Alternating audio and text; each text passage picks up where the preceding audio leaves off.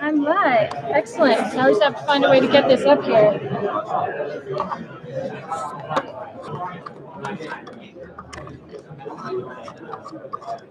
A lot of glare from the sun. Oh, you're right. We should move that. Yeah. Other than that, you're fine. So, that. And then I don't know if the audio is connected. The audio is from here.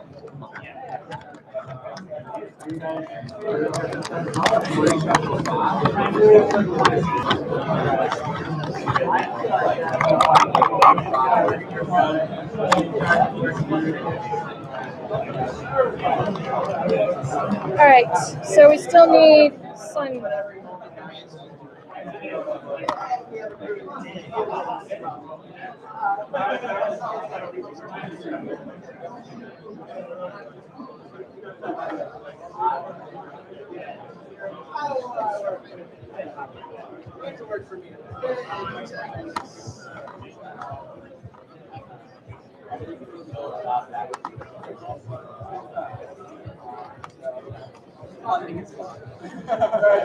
That's perfect.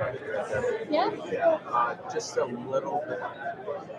We don't want to get people in the audience. No? Let's turn it a bit more. Would you mind moving my laptop for me? Is it in? That's it. Perfect. Yeah, the sun doesn't come away.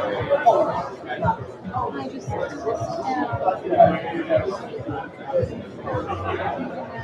All right. We're going to roll with that. Thank you very much.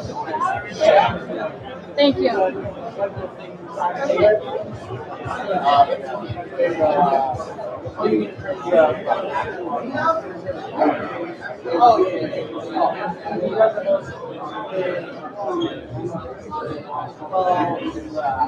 It's all.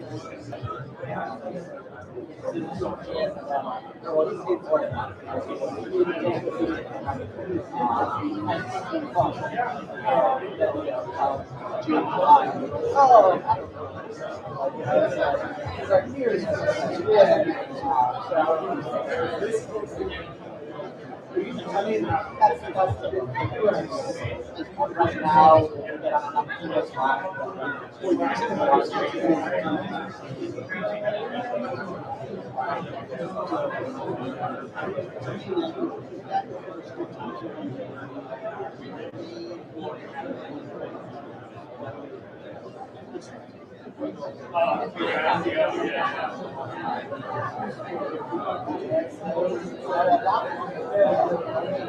Every time in the bear market, that plus more of us going to be strong.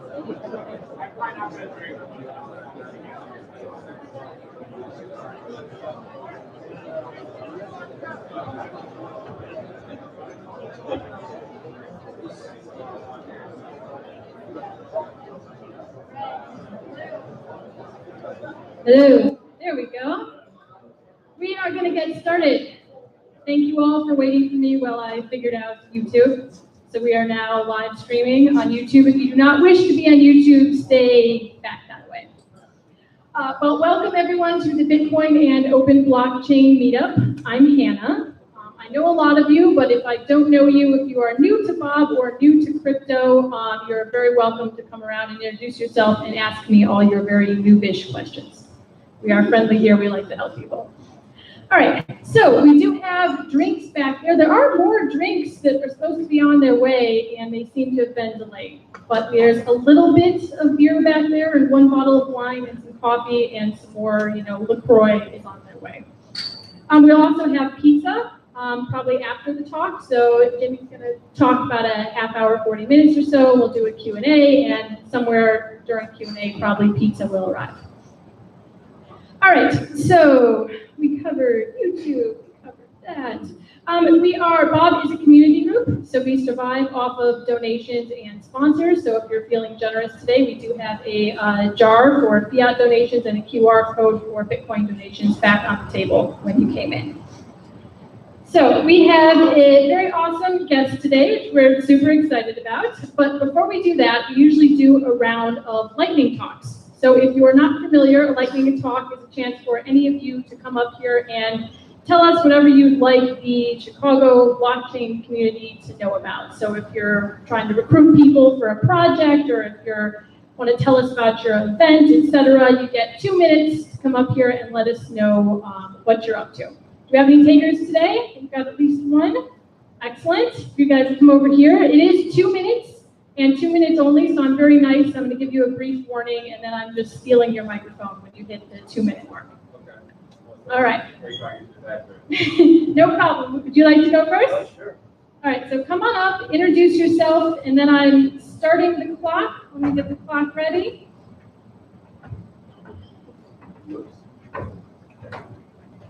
All right, all yours. Hey everyone, my name is Jay Bird. I have a project called Protoblock, and Chicago is the perfect place for what I'm doing, because what we have is that we have built a futures exchange on blockchain. It's a decentralized futures exchange, and what you could do with it is, how many people here are football fans? You could hedge fantasy football risk. You could bet on individual NFL players using our coin on the blockchain. In addition to that, we have a new consensus algorithm called proof of skill. Not proof of stake, but proof of skill. And we managed to reach consensus by doing the following. So professional sporting events, millions of people are watching it. At the end of each game, billions of dollars are settled, all without essential authority. This has been going on since the Roman times. So in fact, this decentralized distributed consensus is being reached after every major sporting event. We're able to bring this data into the blockchain. Now we have external data into the blockchain, and we use that to generate coins and run a consensus algorithm. So what we have at Protoblock is the first non-proof of work, zero pre-mine, no ICO, public, decentralized blockchain. It's very complicated, and this is why we're in Chicago. It's the only place where you have people that understand futures and sports. So we're looking to fund market makers, or get anyone involved. Look us up. We'll be at the booth at the event on Friday. Again, Protoblock, Professional Rotisserie Blockchain. All right, thank you very much.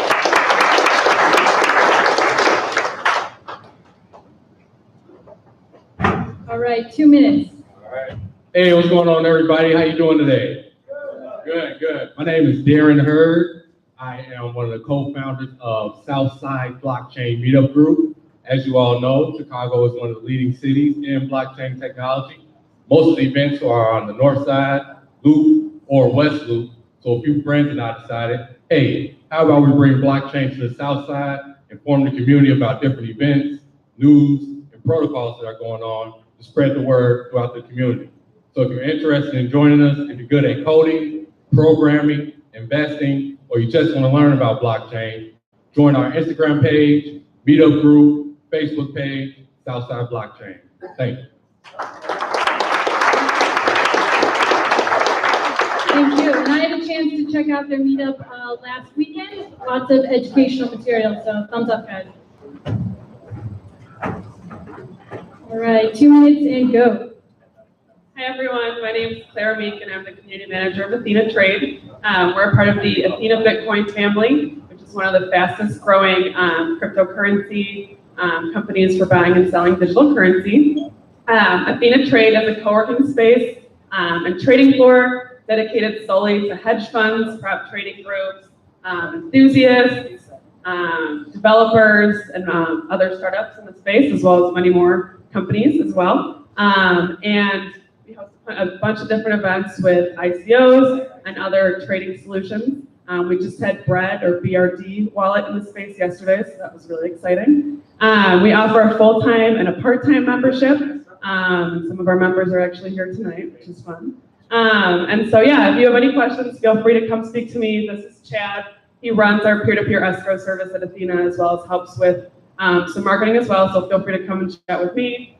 or with Chad and our website's athena.trade if you don't get a chance to speak with us tonight. So look forward to talking to you guys. Thank you. Cool. You coming up? All right, come on.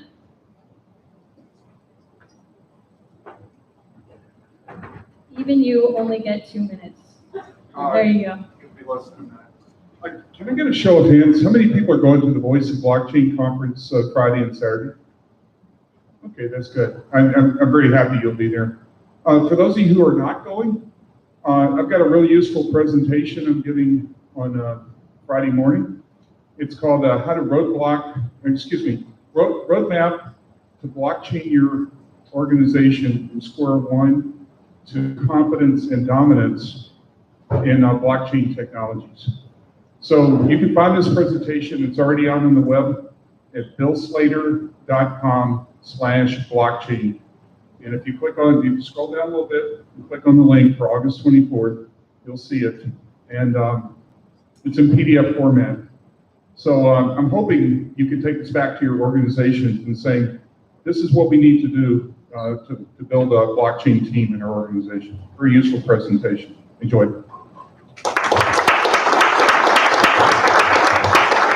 Thank you.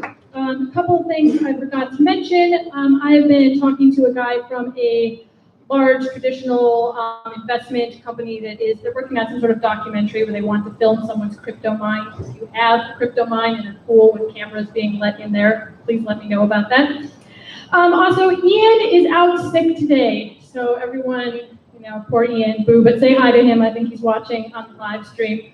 Also, shout out to Jordan, who is helping me out today, and the dude who helped me set up YouTube streaming. Thank you.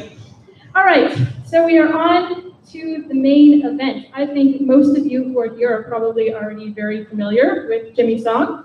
I found all your work super handy last year when we were going through that whole UASF stuff and all of that. So I read loads of your content then, so thank you.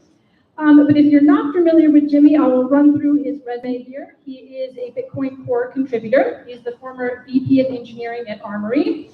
He's a contributor at CoinDesk and has a blog on Medium. So that's, I think, where I read a lot of his stuff. He also has a workshop he does, programming blockchain, and if that wasn't enough, he has a bachelor's of science and mathematics. So awesome work. Please welcome Jimmy Song.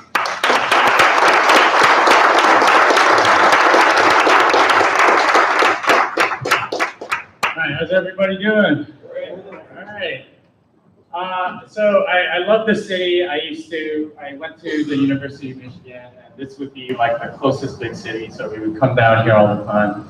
I appreciate Michigan Avenue and all that stuff, but I actually haven't been. I've been like indoors the whole time, and people are telling me this was like the best 2 days of weather that we've had all year or something. I'm a little bit sad about that, but hopefully the weather holds, and I will be around until I think Sunday, so yeah, or Saturday evening, so yeah, hopefully everything's good. Anyway, so glad to be with you guys. Very thankful that, and it still boggles my mind that people actually come out to see me. It's like, what? What's going on? I just vlog, and it's been an incredible journey. Anyway. I'm going to give a talk called "Why is Bitcoin Anti-Fragile?" And this is something that I've thought quite a lot about. And who knows what anti-fragility is? Okay, all right. So for those of you that are not familiar, Anti-Fragile is the title of the book by Nassim Taleb, and it is all about how certain things are anti-fragile. So fragile things you guys already kind of know. A vase is fragile to being dropped. Right? Like if you drop a vase, it will crack and it will get destroyed. Something that is thought of as the opposite is something that's resilient, but it's not exactly the opposite, because if you drop a stone, it just doesn't care, right? Like it won't crack, but it'll just sort of stay the same. Something that's anti-fragile is something that gains from volatility or disorder. So something like your muscles are anti-fragile. Many of you guys that work out or whatever, know that when you lift something heavy, your muscles actually tear, and they get broken and put back together in a stronger fashion. It likes volatility. It likes disorder. It's a way that it gets stronger. That's what we're going to examine about Bitcoin. Does Bitcoin get stronger off of anti-fragility? And that's what I'm going to examine today. Anyway, I'm going to talk a little bit about two events. First of all, I want to prove to you that Bitcoin is indeed anti-fragile. So let's start with a couple of events that have happened to Bitcoin in the last 5 years. So, who remembers this? Silk Road. All right, so many of you guys were around, right? So October 1st, 2013, Ross Ulbricht is arrested for being Dread Pirate Roberts of Silk Road, or the proprietor of Silk Road. Bitcoin was trading at around $120 on that day, and almost immediately it dropped to about $80. A lot of people were thinking, okay, darknet drugs is what Bitcoin is utilized for. Therefore, it's got no use case. That's what people are using it for, and it's going to drop like a stone. And that's what people thought. And it hit a low of $80 that day. But right after that, it started going up. Right? It started going up. Something happened. Like a lot of the people that thought that got out, but a lot of other people were like, wait, it's not dropping as much as it should. And instead, Bitcoin went on a bull run that we've never actually seen since. Even last year was tame compared to what happened then. Because from October 1st, the low of that day was $80, until about November 26th or so, when it hit a high of 1,100, it went on a bull run that we haven't seen since. So what happened there? What was going on?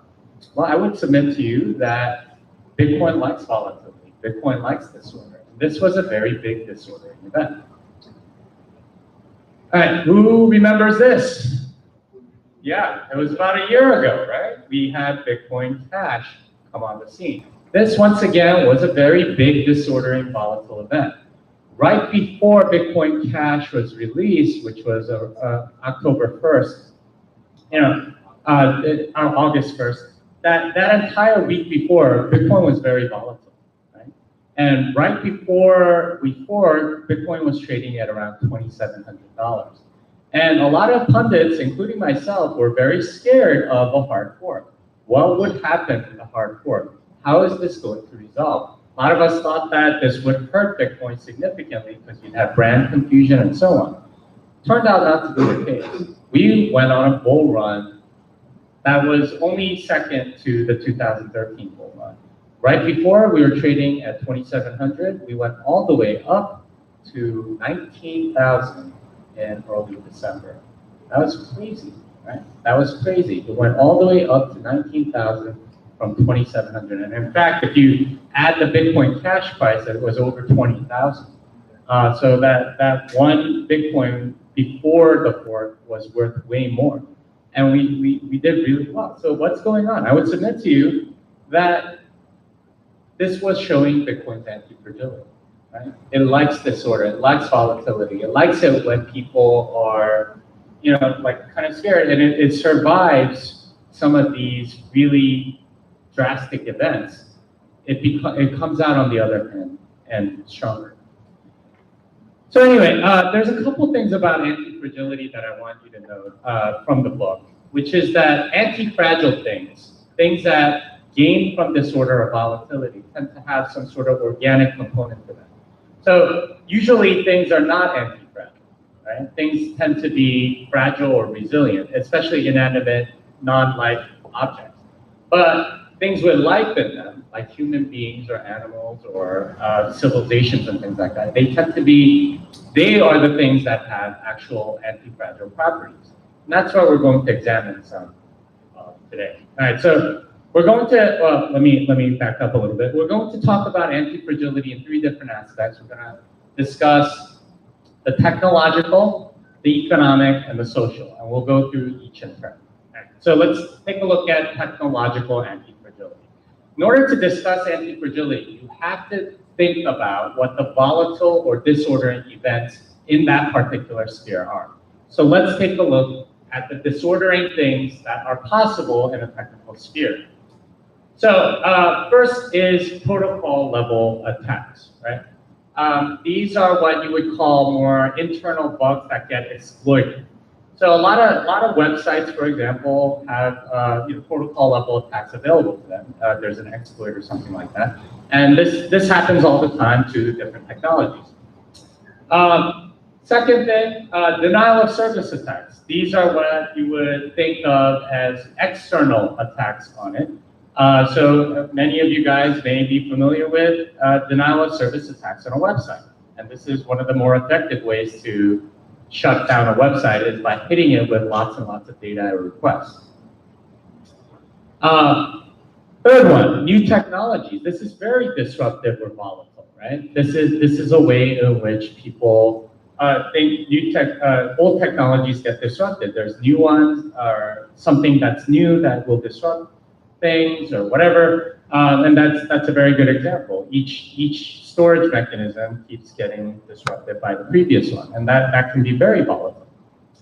And the final one is that there are very few guarantees with respect to technological disorder. Usually governments aren't really willing to bail out technological flaws or things like that, and that's a good thing. That's a good thing. Because if there were bailouts or protections or things like that, they tend to actually make things more fragile, as we will see. All right, so let's take a look at how Bitcoin gains from some of this disorder. So Bitcoin has a few of these things. So we have a protocol level attack called transaction malleability. Who knows what that is? All right, so a few of you know. So this was famously cited by Mt. Gox CEO Mark Karpelès as the reason why his exchange was losing money. Basically, you can change the transaction ID of the outgoing of any transaction by changing a few parameters in the transaction, and that was what he blamed. Even though that wasn't actually the case, it turned out that people had stolen the money like way long ago. But that was a vector of protocol level vulnerability. What happened after that? Well, that led to some strengthening, right? People, like the developers, strengthened the protocol by putting in rules to make it less malleable. And in fact, SegWit completely fixes this so that you can't malleate transactions at all. It was a protocol level attack that happened on a particular form of malleability. Now all forms of malleability are now not possible. This is an example of anti-fragility. All right, another one, transaction spam. So this, Bitcoin has its own denial of service vector, and we don't really know how many transactions are spam versus how many are real. But it's suspected that there's at least a decent amount of transaction spam, especially by Chinese miners that may want to increase the fees that they receive from these transactions. And that's led a lot to the second layer, right? Like you guys remember in December how crazy the fee got. Well, that's led to a second layer solution.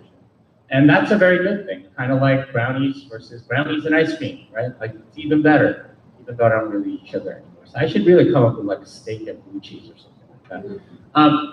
But yeah, it's led to a second layer. There's all sorts of second layer solutions. A lot of people seem to think that Lightning's the only second layer thing. No, there's sidechains and many other things that you can use as a second layer. And these are all being developed not just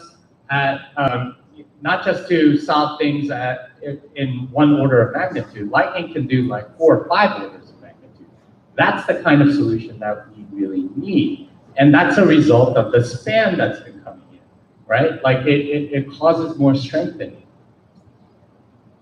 All right, third one, altcoins, right? This is supposedly new and better software that's supposed to displace Bitcoin. Every single altcoin, that's the hope that everyone that's investing in it is hoping for, is that somehow it will displace Bitcoin because they built a slightly better mousetrap. And altcoins have their place, right? Like a lot of them think that they're superior. Most of them are not. They're not nearly as decentralized and so on. But altcoins have led to better software, right? We tested SegWit and Lightning on Litecoin, for example. We're somewhat testing confidential transactions, ring signatures, and so on Monero. ZK Snarks is being tested out on Zcash. All of that stuff strengthens Bitcoin. A lot of that technology has flowed back towards Bitcoin, and it's turned out to be a proving ground for a lot of this tech. And the fact that we have very few guarantees, right? The fact that we don't have a government bailing us out or technologies that are able to be bailed out with lots of money or time or whatever means that we get the virtue of prudence, right? The people that run Bitcoin or that are helping contribute to Bitcoin, they are very prudent about it. They're very wise about what it is that they put into the protocol. They don't just put in something haphazardly like they do with other coins, right? Other coins, they'll just be like, oh, this sounds like a good idea, let's try it. They don't really, they're not tested the way Bitcoin is. As a result, we end up with much better software, right? With software that improves with time because we're very careful about what we put in. And really, when you think about technological anti-fragility, this is probably the easiest one to explain. What is the organic component? And I used to think about this quite a bit. What is the organic component behind Bitcoin? Because a lot of people think, well, Bitcoin, it's software. How can it have an organic component? And I used to think the same thing. Well, it's not just software, right? Bitcoin isn't Skynet, right? It doesn't it's not self-aware and it doesn't fix itself. No, there's a lot of people behind Bitcoin, specifically the developers. They are what give it anti-fragility in a technical sense. And this is very evident, right? Like when we had Bitcoin Cash, what happened? Well, a lot of software had to get updated, right? A lot of wallets had to figure out which chain to follow and so on. And they had to know what to do. So it wasn't just the Bitcoin core developers that had to update the code. It was all kinds of developers that had to update the code. It was the merchant processor developers. It was the exchange developers. It was wallet developers. It was everybody. All the developers in the entire ecosystem had to respond to a lot of this stuff. And they didn't just respond in a way that just handled Bitcoin Cash. They handled it for every hard fork afterwards. That's what anti-fragility looks like. You don't just fix the one thing, you fix for much bigger things, all the other possible ways in which you can break. And that's what the developers of Bitcoin have. All right, so we've talked about technological anti-fragility. Now we're gonna talk about economic, because this is just as important. So there's many, and when I talk about economic anti-fragility, I'm talking about sort of the Bitcoin as money, right? Like the economic aspect of it. And there too, Bitcoin is very anti-fragile. So let's take a look at some disordering events that can happen to something economical. All right, so you can have a company collapse, and this happens all the time. And this can be very disruptive to any industry. Remember back in 2008 when they bailed out like GM and Chrysler? Right? Part of the reason why they bailed them out was because they were afraid that if those two companies collapsed, that it would have downline repercussions to all of the suppliers and so on. Company collapse is a major disruption to a lot of economic markets. And oftentimes they have to go into bankruptcy, right? Unless you're GM or Chrysler, in which case you get bailed out and they're allowed to live a zombie existence for a long time. All right. Second one, government bans. This happens all the time. This is extremely disruptive to any particular market. And this happens all the time, right? Like the government will ban a particular substance and say, okay, it's bad or whatever. And they regulate and choke and do all sorts of things to it. And that can be extremely disruptive. Another thing, volatility, right? Things move up and down in price. And that can be very disruptive, especially if you're a producer in that market. And that will shake out a lot of businesses.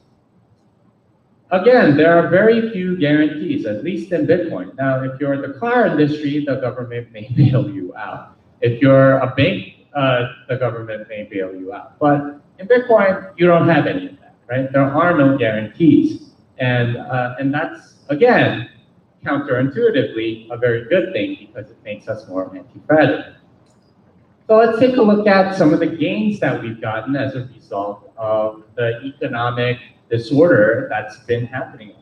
So one of the most famous collapses is Mt. Gox, right? And they died, right? And let me just be frank here. Mt. Gox deserved to die. Their security was crap. Their software was crap. They didn't have any good practices, and they were in a jurisdiction that didn't make any sense. And they died, right? If this was like a bank or something like that, and like the government bailed them out, they would have kept existing, but they would have done so with all of the poor practices that they did. And the fact that they collapsed was a good thing, because every exchange since then has stepped up their game from a security perspective. They've stepped up their game from like a reserve perspective, and customers demand more out of these exchanges. And not as many have gotten hacked since then. Second one, government irrelevance. So governments have banned stuff in all sorts of jurisdictions. I'm going to point out China here, because they banned Bitcoin like, I don't know, 43 times or something like that. And they first banned Bitcoin, I think, like in 2014, and then like they banned it again in some more restrictive way. And at the beginning, Bitcoin price would drop significantly when they announced some sort of ban, and then it would go back up, and then they announced some sort of other ban, and then it would go down again, and then they would do it again, and each time the drop would be less and less, until it got to the point where they were irrelevant. Last year, they completely closed all the exchanges. Did Bitcoin care? No. Actually, the price went up. They were like, okay, well, China's not going to trade, but the rest of the world is. They became irrelevant. We became immune to that particular attack. That's really good, right? That's the nature of anti-fragility, right? We became stronger as a result of that disorder. Third thing, uncertainty acclimation. So we've had like 4 or 5 bubbles now in Bitcoin, and that's a good thing, because a lot of the people that get in during these bubbles don't understand Bitcoin at all. They don't understand about the value proposition. They don't understand the technology. They don't understand sound money, and they just invest, or they're not really investing. They're just gambling and saying, okay, well, my friend doubled their money on this. I'm gonna go and put some money in it, and they get out during the bubble crash, right? And this happens so often. And part of what makes this so nice is that you end up with investors that actually know they're investing, because all of the people that don't understand it get out, because they don't like something dropping 70%. Right? And they go, okay, well, all right, I'll get out before I get hurt even more. But if you actually understand the investment, if you actually have conviction in your investment, you stay. Those are the people that get rewarded. They're the people that should get rewarded. A lot of people think, okay, well, you got into Bitcoin in 2011, 2012, 2013, 2014, whenever it was, and go, oh, you just got really lucky. It's not actually true, right? There are a lot of people that got in 2011 at $1 per Bitcoin, but then they got out at $2 a Bitcoin. They're like, I doubled my money. I'm good. They didn't understand their investment. Conversely, they bought at $15 and sold at $7. They're like, I tried it, I lost, I'm not going to invest in that again. They, again, didn't understand their investment. The people that hold through the volatility, these bubbles, they actually understand their investment. They have to have conviction. That's a very good thing. That's what we have. And we have very few guarantees in Bitcoin, and that gives us the virtue of temperance. And temperance is what I define as not being too lazy and not being too greedy, right? And being too lazy in Bitcoin means that you never get into Bitcoin at all. Being too greedy in Bitcoin means that you chase the latest ICO or altcoin pump. There's a happy middle of temperance where you are productive to society, right? If you're too lazy, you're not productive to society. If you're too greedy, you're not productive to society. In that happy middle place is temperance. And that is what you get as a result of economic anti-fragility, right? And there's the interesting thing is that government likes to guarantee both ends, right? They bail out the lazy people, it's called welfare. They bail out the too greedy people, it's called bailouts, right? And they do that and they make society more and more fragile. You're supposed to allow those to fail, right? That's how you get anti-fragility, that's how you become stronger. Now, when thinking about the economic anti-fragility, there is an organic component. So what is it? Well, the answer is pretty easy. It's the holders. Right? It's the people that are convicted in their investment, that actually know what they're investing in, that hold through the bubbles, right? That hold through the company collapses and things like that. They know what they are getting into. They know the long-term proposition. They're not in it for the short term. They have a very long time preference or a time orientation, right? They're thinking long-term, and that's a good thing. Those are the people that give it the economic anti-fragility. All right, so we talked about the technological anti-fragility, we talked about the economic anti-fragility. Now I'm going to venture into the social anti-fragility. And when I talk about the social anti-fragility, I'm talking about Bitcoin as a social movement. Because it is a social movement, it's a social experiment. All right, so in any social movement, there are lots of ways in which you can get disordered. So here's an example. FUD, or as we Bitcoiners call it, the tulip effect, right? This is where experts or somebody just says your stuff is crap, right? And almost every innovation in the last 100 years has had some sort of FUD thrown at it. When they first introduced electricity, you know what they said? It wasn't about how wonderful light is at night and stuff like that. It was all about how it could kill an elephant, right? Because there's so much stuff like that.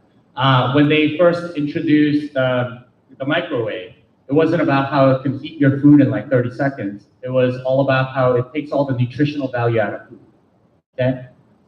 When they first introduced the internet, it was all about how it's all for child pornographers, right? And like weirdos or something like that. When they first introduced the cell phone, they talked about how it's gonna give you cancer because all the radio waves are gonna go through your brain. This is common for any new technology. And FUD is a way in which the old players attack the new social thing. Second, governance takeover attack. And this is the attitude of the people that try to take over. But there are lots of social movements that happen, and this is called getting in front of the parade, right? I'll give you two examples from American politics in the last 15 years. You had the Tea Party movement and Occupy Wall Street, one on the right and one on the left. Both were grassroots movements, right? And then the politicians came and said, I represent this movement, and you should interview me if you want a spokesperson for this movement. And the news media plays along. They go, okay, you represent this movement, and then it gets co-opted and becomes part of the whole thing. They basically deceive all the people into following them instead. That's a governance takeover. Same thing happened with Tea Party as with Occupy Wall Street. They were both grassroots movements that got taken over. And that's a common way in which these social movements are nullified, right, with governance takeover. But that's a very volatile thing, right? Disordering thing to the movement. Third thing, scams. Now, for whatever reason, a lot of social movements are very vulnerable to scams. And it's because maybe the people that are involved in a new social movement are maybe more vulnerable or more gullible or something like that, but this happens all the time. And in Bitcoin, you had Bitcoin Savings and Trust. This was a guy, Pirate 40 on the Bitcoin platforms that was giving out 7% interest every week. That's not sustainable. That's obviously a Ponzi scheme. This happens, right? Again, very disordering to a social movement because it tends to reduce the credibility. Again, a lot of this other stuff, there are very few guarantees. There are absolutely no guarantees in a social movement. And if you don't believe me, check out what happened in the Middle East, right?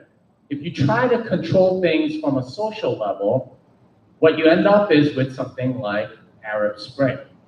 You can't make laws against this stuff very easily without getting completely wiped out as a government. All right, so social gains. How does Bitcoin gain from all of this disordering stuff? Well, first of all, appeals to authority stopped working, okay? And Jamie Dimon is just one of many people that have criticized Bitcoin, but nobody listens to them. Nobody listens to these academics. There's a website, 99 Bitcoins, talking about all the people that have criticized Bitcoin and said it's dead or whatever, and they get the price right next to it. And it's hilarious because they've been saying this since 2011. Appeals to authority don't work anymore. It might have worked a while ago, but nobody cares about these people, or at least the holders don't care about these people that criticize it. They're like, okay, well, that's your opinion. Thanks. Bye. Second one, businesses are not in charge. So SegWit was or the New York Agreement in particular, was a major governance takeover attempt. Businesses tried to make it seem like there was unanimity in their desire to have SegWit and double block size. Turned out that they didn't get what they wanted. And this was a major moment for me, right? Because when business and governments get together, they usually get what they want. Like you look at the US government. If business and government want something, they'll get any law passed. Because businesses have the money and government has the law power. So they'll get anything passed. With Bitcoin, it was different. SegWit 2x didn't go through. It didn't even launch. They canceled it a week before because there was so much user anger at those people. And that was an important moment. It showed that businesses don't control Bitcoin. Users. And that showed that made Bitcoin more anti-fragile because guess what? Businesses are not going to try this again without, trying. I mean, most of them are very gun shy. Third, scams. Now, we have suffered from a lot of scams in this community, but that means that we've become much more informed as a community, right? Nobody believes 7% returns per week anymore. Nobody does it. That's a good thing. And scammers, honestly, have found much more fruitful ground than ICOs. And they've left. You don't have a lot of these people because you can't fool the Bitcoiners anymore, right? There's a reason why every Twitter reply or the Twitter thing is all about Ethereum giveaways and not Bitcoin giveaways. Bitcoin giveaways don't work. We're a much more smarter, more informed community. Anyway, the fact that we have no guarantees means that we have the virtue of meritocracy. Right? It's not about an appeal to authority. It's not about we serve these businesses. It's not about I sound really good. It is about what you've done. And I can't point to anything better as an example than a lot of those developers that used to be influential in Bitcoin getting kicked out. You have to keep proving yourself. you don't have a chairmanship for life, right? Which other coins, frankly, have, right? Like if you're Vitalik over Ethereum, or Charlie over Litecoin or whatever, you more or less had that position for life. But the fact that a lot of the developers have since sort of left the project or have been kicked out, it's a very good indicator that there's a meritocracy. Peter Woolley had BIP 102. That was a block size increase on a yearly level that he proposed. And Peter Woolley didn't get it. Nobody supported it. What does that tell you? He's one of the best developers in Bitcoin, right? He's contributed a ton, but he didn't get what he wanted. It's a meritocracy. It's all about the ideas, right? It's the strength of the idea. It's not about personality. It's not about leaders. It's a meritocracy. And that is a very good thing. Anyway, the social anti-fragility is probably the least understood of these three. Talked about the technological and economic anti-fragility. Don't really talk about the social very much. I'm going to tell you this probably matters the most. Emmett Gunsteyer, a while back, wrote the selfish mining paper, right? And if you guys aren't familiar, it's a particular way in which miners can act to grab, a larger portion of the Bitcoin mining reward with as little as 33% of the hash rate. And he declared, this is technologically feasible, this is economically rational, I've broken Bitcoin. And he went on saying that for a long time. And I've always asked myself, I've read the paper, okay, it is technologically feasible. It is economically rational. What the hell is going on? How come no one's doing this? Then it is. Because of the social anti-fragility. See, there are consequences to doing something that is perceived as an attack on the Bitcoin network. And it's because Bitcoin is a social movement. If you were to try a selfish mining attack, what would happen to you? Well, if you're known, nobody's going to buy anything. Say Bitmain tried to do that. They're going to cut off everyone's going to try to punish Bitmain as much as possible. There will probably be some sort of fork. There might be, basically Bitmain would be shooting themselves in the foot, right? They would be killing themselves in order to try to do that. There would be social consequences, and that's why they don't do it. Right? And what is it that gives gives Bitcoin the social anti-fragility? Is the community. There's a community around Bitcoin that protects it from a lot of these attacks. And that's very important to know, right? A lot of people are scared about mining centralization or whatever. I'm going to tell you, this is what protects us. There is a social community that knows when somebody is acting badly. And if enough people think that, then that entity will get punished. And really, we've talked about technological, economic, and social anti-fragility, right? And the fact that there are pretty much no guarantees in any regard. We don't have big daddy government trying to protect us. That's a very good thing. Why? Because it adds virtue, right? It makes us a better community. This is the key to anti-fragility, is that we become better technologically, economically, socially. You have a bunch of investors that understand what's going on. You have a bunch of developers that are trying to protect the network. You have a bunch of investors that are in it for the long term. These are what make Bitcoin anti-fragile. And that makes us stronger. That makes all of us stronger. I asked at the beginning, why is Bitcoin anti-fragile? And here's my answer. It's because of all of you.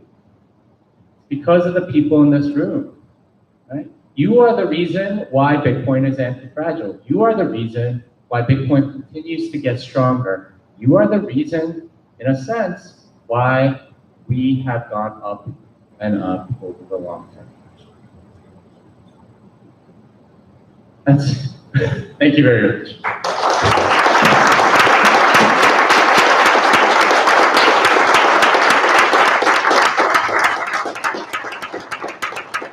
All right, we're around the Q&A. Yeah, let's do All it. right, if you want to do questions, why don't you come line up over here and we'll do one at a time on this spot.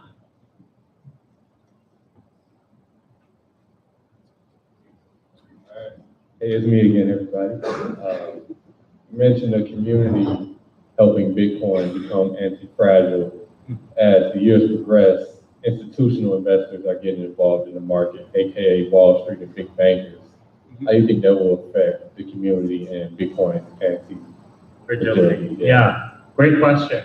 So no doubt, like a lot of these big players, like institutional investors, they will try to throw their weight around because they're used to getting their own way, right? Like a lot of investment banks and stuff, they know how to grease the government. So they're probably thinking, okay, we could probably get what we want doing what we've always done. I think at some point they're going to try to change something, and they will also be pushed back from a governance takeover attack. But as far as economically, if they don't understand Bitcoin, then they're going to dump as soon as there's sign of trouble.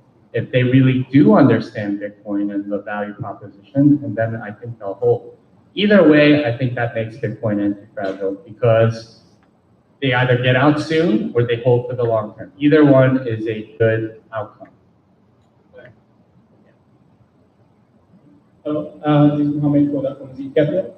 I'm asking a question about the future of Bitcoin. How do you see Bitcoin can affect the community behind the small platform projects and the millions of projects built into Ethereum, for example? You're talking about decentralized applications? Sorry? Yes. Okay, and how do I feel about it is the question? No, how do you see the future? How do I see the future? Yeah, I don't think it's a secret here. I'm kind of a Bitcoin maximalist. I don't see a lot of decentralized apps gaining traction, if at all. And largely this is because decentralization is very, very expensive. You have to transmit everything to everyone. You have to store all of the data, and you have to validate all of the data. Those are not cheap things, and you have to do that 1,000 times versus doing it once in a centralized system. Now, the only use case that we found where it's worth paying that kind of cost is money, and that's Bitcoin. With almost everything else, it works way better as a centralized service. It's a lot cheaper, and a lot of these DApps are kind of centralized already. If you are issuing an ICO token and the government doesn't like it, they can choke you out, right? They'll go arrest the people that created the ICO. You're not going to have anything out there, really. It's very easy to shut down, and then the token sort of is worthless at that point, although supposedly it's worthless when they first sell it. So, I mean, it's kind of putting a square peg in a round hole or a round peg in a square hole. It's not a right fit for applications. I just don't see it. And think about this. Even if a decentralized app is successful, okay, it's ripe for disruption by something that's more centralized because you could do it cheaper, faster, easier, with a better user experience. So I don't see how a decentralized app will do anything. And this, by the way, is the topic of the podcast coming out, I think, Friday morning. I debated Joe Lubin at Consensus exactly about this topic, and he wanted to make a bet with me. So this is, we haven't finalized it yet, but please go take a look at that when you get a chance. Hey, Jimmy, Mark Howard, welcome to Chicago. Thank you for being here. I think one thing you need to add to your social circle is Bitcoin Twitter has the best memes. I think that's a great power on our side. Question for you regarding New York. How did you think the reaction would be about your statement, sort of about the maximalism at the New York meeting? Did you realize that was going to be such a big deal? Well, yeah, I mean, I had a feeling that if I was going to say what I would say, that it would generate some controversy. Honestly, consensus was really boring right up until then, right? Like literally everything felt like a timeshare presentation, right? Like you're like just sitting there and going, what am I being sold? And at that point, Amber Balde had given a presentation about her new startup. And I was very frustrated at that point because she was saying, okay, we're gonna make this product that combines private blockchains and public blockchains. And, you were saying you can't afford to change. I'm telling you, you can't afford not to change. Just like vague platitudes that didn't mean anything. And I'm pretty sure the audience was thinking the same thing. So what I said right afterwards when she asked her first question, which was, what do you think of my startup? And I said, just sounds like a bunch of buzzwords, right? Like what the hell are you saying? And I've seen this out of like the enterprise blockchain space. They don't say anything of substance and they just sort of make vague promises. And I was kind of sick of that. And I was pretty sure the audience was thinking that. So what I said at that point was, okay, it's a bunch of buzzwords and I could see the audience sort of perk up when I said that because they've been hearing that all day. And they were like, oh, wait, I'm not just stupid. It's not that I'm not getting something. They actually are just sort of like being super vague and not saying anything of substance. And I think that's what sort of woke them up. And that was the reaction. I swear, after that whole debate with those two guys, or Amber and Joe, I got just random high fives in the hallway. And they were saying, that was my favorite presentation because you were saying exactly what I was thinking. And I'm so glad you did that because I didn't know if I was the only one that was thinking the same thing. So the reaction in New York was definitely pretty positive, actually. There were a couple of people that were obviously angry that I had trashed, e-apps in general or whatever, and they were like, well, my app is different or something like that. Which, I was just like, okay, well, that's fine. You go do whatever and prove me wrong, right? Like, if I really am wrong, then your company will be super successful. But the vast majority of people were like, yeah, I think you're the only one that actually spoke the truth. So a lot of these people were saying stuff that didn't make any sense and couldn't prove it. So yeah, I think there are a lot more people on the Bitcoin side that are looking at things from a very practical angle than you think. This space seems like it's full of people pumping their latest ICO. That's what conferences seem to be full of. But you got to remember, those are the people paying to speak, right? And they're marketing themselves. They have marketing arms. They have foundations that fund all this stuff. And they're the loud voices. The silent majority, I think, is still with Bitcoin. They understand that sound money, hard money, is the real value here. And it's the only thing that's proven itself over time. People aren't stupid. I mean, there are stupid people, but not everyone is stupid. I think the vast majority of people that are in this space are smart. They know, they have good heuristics. They can tell when somebody's being fake and somebody's being real. And that's what I see. Hey Jimmy, great talk. So it took a certain type of person to start out at Bitcoin. You had to be open-minded, not thinking for yourself, thinking out of the box, as opposed to the no-coiners who still haven't taken a look, because it seems like a scam at first blush. How's it possible to send digital money? So now with all these scam ICOs and the whole space, what if are a couple of 1 in a million projects that are completely getting drowned out? Even worse than that, the Bitcoiners who were once totally open-minded and looking, they just are just totally done even taking a look or opening their mind. So how do we deal with that?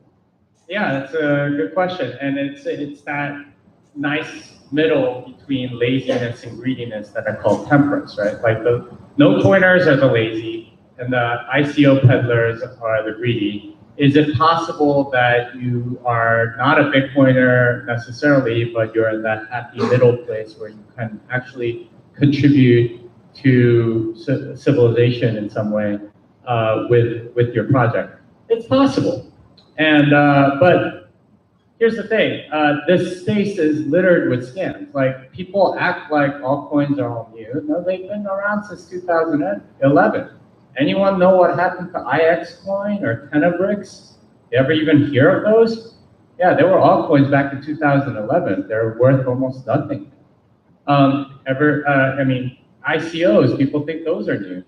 Anybody know what happened to Mastercoin? You know, what about MadeSafe? What about Factum? You guys know about any of those projects? Yeah, they haven't done anything, right? Like, they were all ICOs. Of course, they were called like token sales back then, but yeah, they were the same thing.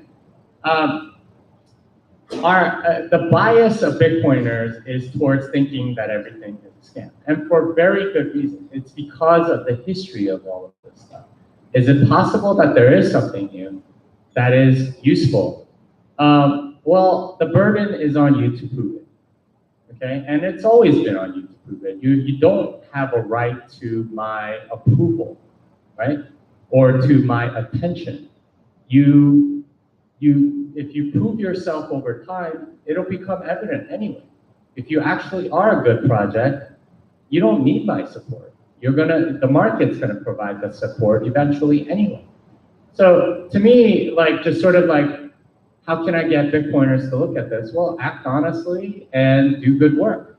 Eventually they'll come around if your project is actually good. But if you're not good, yeah, you're doomed in many ways. But yeah, the burden of proof, I think, is on the project to prove that they are not a scam, not the other way around. Hi, Jimmy. I've got two questions, and the first one's easy, and the second one is not so easy. The first one is, can you tell us what you know about Satoshi? And I'm going to tell you where I'm coming from on that. I got into judo 50 years ago, and so Japanese became my third language. Okay, and so I've got this romantic notion that there was this genius Japanese software developer that developed Bitcoin and wrote this incredible 9-page paper that has changed mankind, right? Okay, so that's the first part of the question. What do you know about Satoshi, number one? Number two, I'm not an antagonist. I'm actually a huge Bitcoin and Ethereum fan. But also, 10 years ago, I was the first manager of the Microsoft Chicago data center. That's a 120 megawatt facility. Now, let me put that in perspective, okay? Total amount of power required for Bitcoin right now is up to about 73 terawatts, okay? Which is equal to the total consumption of the country of Austria every year. So my question about this is, even though I'm a fan of Bitcoin, do you think this is sustainable, or do you think that curve is going to start to drop down? What's going to happen with that power consumption in Bitcoin? Okay, all right, good question. All right, what do I know about Satoshi? Absolutely nothing. If you want my theory, I think Satoshi is a robot from the future with limited time traveling capacity, who posted on the internet as a way to save us from fiat money. But other than that, I really know nothing about Satoshi. I don't really care to. I don't think, Satoshi disappeared for a reason. And one of the best gifts that he gave us was disappearing, because that allowed decentralization to truly happen. Every other coin can see that. All right. The other question was, what about the energy consumption? First of all, I think this is an overplayed meme, and probably largely because of the environmental lobby or whatever. But if you think about it, what is the objective standard in a market economy for whether or not somebody does something? It is profit. If you can make a profit, you will go and do it. And prices are a way for society to show what it values, right? And if the price is there, that's the price of Bitcoin. That's what people will pay. Whether or not it's energy or dollars or whatever, that's more or less how you're paying for the coin. Now, if you study, what Bitcoin is and what hard money is and so on, you realize that the amount of energy that it takes or the cost of producing Bitcoin is a feature, not a bug. Because you have easy money and you have hard money. And when you have easy money, that means that it's easy to produce, or it doesn't cost that much to produce. And that's what we have in fiat. Right? It's very easy to produce money. Central banker can sign something off, and they'll buy a bunch of treasuries, and that funds the government, and that gives them the right to spend the first of the inflated money. When you have easy money, you have a lot of bad things happen. And it is, and I don't say this lightly, it is a cancer on society in many ways. When you have hard money, it's a very good thing. Easy money causes people to work towards becoming a money producer. Doesn't add anything. You're actually stealing from other people by inflating the currencies. When you are going towards hard money, what you have are people that provide goods and services because it's very hard to produce the money. That builds civilization. That's a very good thing. So for me, when you have the cost of producing Bitcoin be that high, that's a very good thing because that makes it harder and harder money.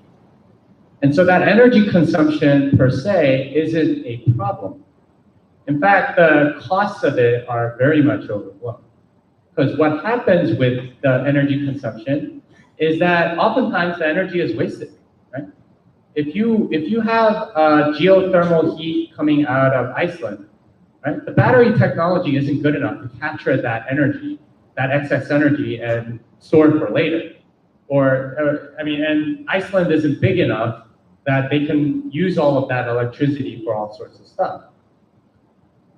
Instead, you could put a Bitcoin miner there and utilize a lot of that excess electricity. There are parts of the US grid, believe it or not, where they will pay you to consume electricity.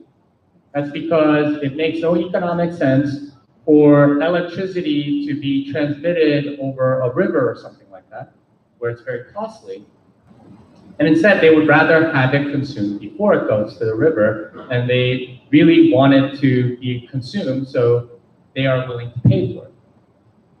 And this is all excess. The economics of it, the game theory of it, goes to the fact that people that are mining will eventually go to the cheapest sources of electricity.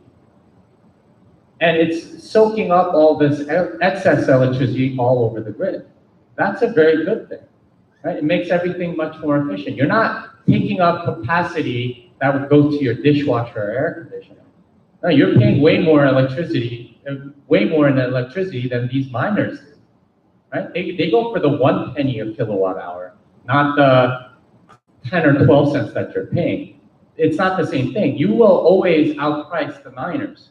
They take the excess, right? They take the stuff that's being produced in excess. And people don't realize this, but clean energy, most of it is highly variable. If you have a wind farm, right, it only produces electricity when there's wind. But demand tends to be, counter-cyclical to that oftentimes. If it's windy, they don't need air conditioning, right? And this allows you to have a steady income on that electricity. That's a very good thing. It steadies the entire market. And that's something that a lot of people overblow and say, oh, well, it's using this much electricity. That means that, I'm not going to get as much, Netflix or something. But that's not the case. Hopefully that answers the question. Cool. I think these will be our last 2 questions right here. Hi, Jimmy. Big fan of your work and support of your arguments. I'm just wondering if you had to strongman or make an argument for the people who say that we need more of an inflationary store of value unit of account, how you would do that, or what kind of arguments, if you kind of had to do the devil's advocate type of role. For which one, unit of account or inflationary money? Inflationary money in the most general sense. Okay. I mean, the argument that I've heard is generally, okay, you're able to get more money flowing through the economy. And the only arguments that I've really heard are forms of the broken window fallacy. If I were trying to strongman that, I would have to think a lot more deeply about what arguments I could come up with. I haven't heard of any from that side about that. It's almost always like, this is the Paul Krugman argument. I wish there were an alien invasion, right? So that more money would be pumping through the economy. It's a very shallow understanding of the economy, or thinking that, like we're all aggregate numbers or something like that. I'm not sure that I know of a good argument in that regard. All of the arguments I've heard seem extremely flimsy to me. So it's very, or like based on a utopian idea of what society should be and not how it actually works. All right, next question. All right, this is kind of a two-part question, but first of all, thank you for being here. So my first question is, how much, and you probably get this all the time, but how much do you realistically think it would cost to launch a 51% attack? And then, here, sorry, and I'll ask the other part, so you can kind of segue into it. Along the lines of anti-fragility, what happens post 51% attack? Yeah, so actually think from an anti-fragility standpoint, a 51% attack would be a good thing, because it would take that threat away. If you handle it correctly, at that point, no longer a threat. Takes away the sword of Damocles or whatever, and then it becomes, it goes up as a result after surviving an attack like that. And Bitcoin has done that throughout its history. So what happens with a 51% attack? Okay, first of all, it's very hard to do it with just 51%. I've done the math on this. You're gonna need somewhere around 67%. Because at 51%, what you get is you have 51% on one side, 49% on the other. As soon as 49% takes the lead, then the 51% has to launch the attack. You're already one block behind, and you only have a 2% advantage, right? And you have to get at least one block ahead. And if you do the math on that, that ends up being about 100 blocks before you're ahead. So you have 100 blocks of complete uncertainty, unless you're doing it in private. And 100 block reorg, no one's gonna buy that. Right? Like that's a clear attack on the network. And even like a 10 block reorg, that's a clear attack on the network.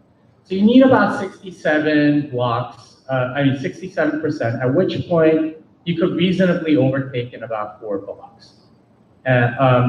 So that's probably what you need. But immediately, even with a 4 block reorg, right? Those are very rare. And if none of those 4 blocks were seen on the network before, everyone immediately notices and goes, okay, somebody's trying to double spend or trying to do something nefarious. What happens then? All right, so if I am a node and I do run a full node at home, here's what I would do. I would go, okay, what's the first block that they mined out of that 4 block thing? I would go, okay, whatever that first block is, I'm going to disable that block. And there's a command in Bitcoin Core that lets you do that. And it says invalidate block. It's acting as if that block is invalid. So none of that chain is valid. And there would be a lot of people that would be doing this, because this is a clear attack on the network. Somebody's trying to do something nefarious. Now, think about a 51% attack, right? What is it that you can do with a 51% attack? Well, you can double spend, that's about it. Okay, you have 4 blocks. That's about, I mean, even with like 67%, that ends up being like at most about 2 hours. What are you getting with that double spend? What good or service are you getting from somebody else, right? Say you're getting 100 ounces of gold for some amount of Bitcoin, right? Say that's, or 1,000 ounces of gold. Okay, well, they're gonna have to deliver that to you in 2 hours. And after you do your double spend, they know where they delivered it to you, right? Are they gonna really, like, are you actually gonna get away with this double spend? Are you gonna get to keep both the Bitcoins and the gold that you just received from them? Probably not. In fact, the only way you're going to get away with something like that is if you're anonymous, number one, which is gonna be very hard. The miner who broadcasts the 4 transactions is gonna be pretty obvious. And second, you're going to have to run away, right? You can't be in the mining business anymore after that. And you're going to have to do all of this stuff to get away from the people that you stole from. It's going to be extremely, extremely difficult to execute this attack and get away with it. There's so many protections around this stuff, and the game theory, it becomes extremely difficult. What can you get? Well, about the only other thing that you can get is maybe Litecoin, right? Or some other Ethereum or whatever. What do you think is going to happen to all of those coins as soon as a successful double spend happens with a 51% attack? Well, they're all going to drop. Because Bitcoin is vulnerable, all of them are vulnerable. All of them are vulnerable. You're not going to get away, if you can get away with it on Bitcoin, you're not going to make any money. Right? You're going to lose money. All right, so the only other way that a 51% attack is feasible is if you are a government. Again, what are you gaining as a government? Well, you're trying to destroy the currency, but people are going to invalidate that chain and go on their own way, right? Like if China coin is going in this direction, we can all invalidate that chain. We can all go in the other direction. Who's going to support China coin? Right? If it's a state level actor, it's going to be obvious, and it's going to fail. So there's no real feasible game theory scenario in which this seems to work.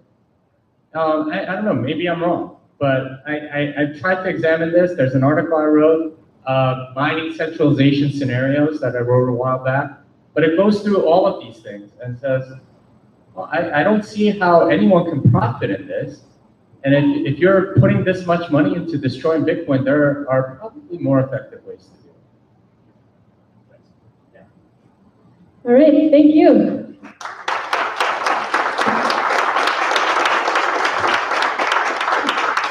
The pizza has arrived.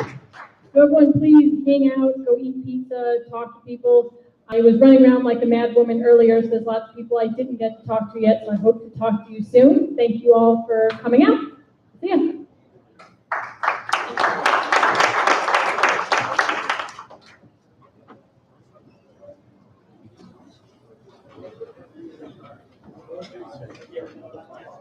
Thank you.